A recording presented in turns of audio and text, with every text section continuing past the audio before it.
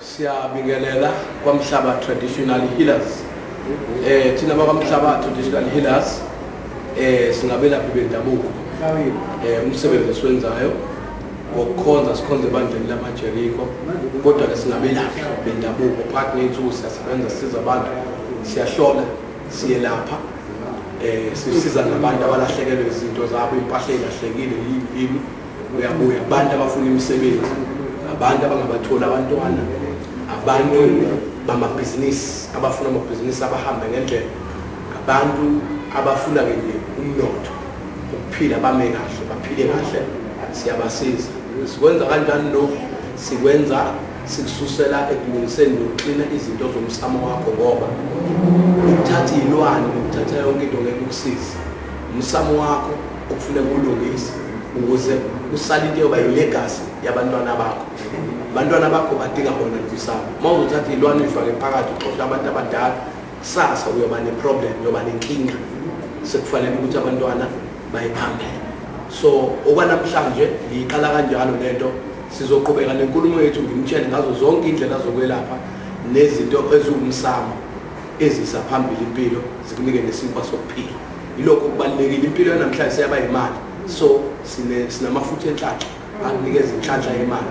Baningi abantu abadumileke abadlulela ezandleni zakwamhlaba abaphumelelayo. So okwanamhlanje ngicela ukunikeza leyo episode uyi-introduction yokuthi nje kwamhlaba siphetheni kahle kahle izinto esiphethe izona lezo zokugogodla. Uma unenkinga woza kuthini uzohlolelwa, uphathe isikhandlela laseKhaboma kwa-left, uphathe ikhandlela laseKhaboma, sibuza kwabaseKhaboma apho, sibuze kwabakini ukuthi yiphi inkinga yakho, basitshele. Bese sibuza uNkulunkulu, umveli nqangi, umdali wethu, ukuthi uzosizwa yini, asinikeze isolution.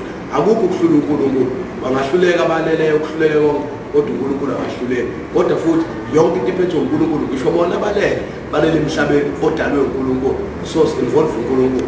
Injalo into ethi khona sakhetha nokukholwa, siyokholwa eJerikho. Asibulali, siyaphilisa, asithwalisi, siyaphakamisa, sikwenza ube yinto ofisa ukuba yona. Baningi asebephumelela, akufi umuntu kuyaphunyelelwa kuphela, kuyajatshulwa, kunoba kufiwe kuyazalwa kwandabantu kube mnandi ekhaya. Inkosi ke ibe nani umveli nqangi, umnikazi wezihlahla. Izihlahla sayinikwe uNkulunkulu, yithi into yami amandla esihlahla. uNkulunkulu wafa, amandla kaNkulunkulu wafihla esihlahleni. That's why waxwayisa uAdam noEva wathi bangadla yonke into bangathinti.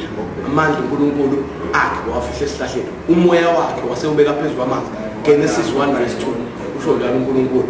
Isihlahla buka lapho kuGenesis chapter 3, uhambo uNkulunkulu exwayisa uAdam noEva ukuthi angadli la uyoba ne-consequence. Isihlahla wasidla sine-consequence. Abantu abathi umuthi awusebenzi bayadlala. Usho uNkulunkulu ensimini yase-Eden wathi ningadli niyokufa nokufa.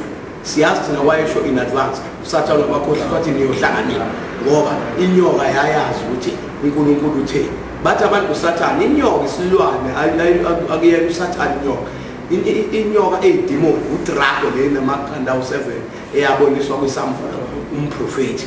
Inyoka isilwane uNkulunkulu awasitshela izimfihlo zezihlahla. Ikhona inyoka ikwazi ukuya ezihlahleni ithatha upoison ibeke la, ikulumufe same time. Nokuphilisa-ke inyoka iyazi isiphi isihlahla esiphilisayo. Ingakho uma ungenwa yithoba, ungenwa abantu abadala, uyawuthi umuntu uthuthuthi uboniswa inyoka, ubonisa umuntu ozokutshela imfihlo kaNkulunkulu esezihlahleni yokuphilisa umzimba, yokuvula indlela zakho zokuya phambili. Ake ngibeke lapho ngoba indaba yenyoka inkulu, kuthiwa idimoni, kuthiwa yini, ake sihlehle sibuke imvelaphi yenyoka, sibuke ukudala kwabo, sibuke uNkulunkulu ukuthi uyiveze kanjani inyoka emhlabeni ku-Adam no-Eve. Ilokho-ke ngithi ngibe okwanamhlanje ake sibambe lapho, nibe nosuku oluhle. Siyaqhubeka kwamhlanje, woza nawe uzosizakala.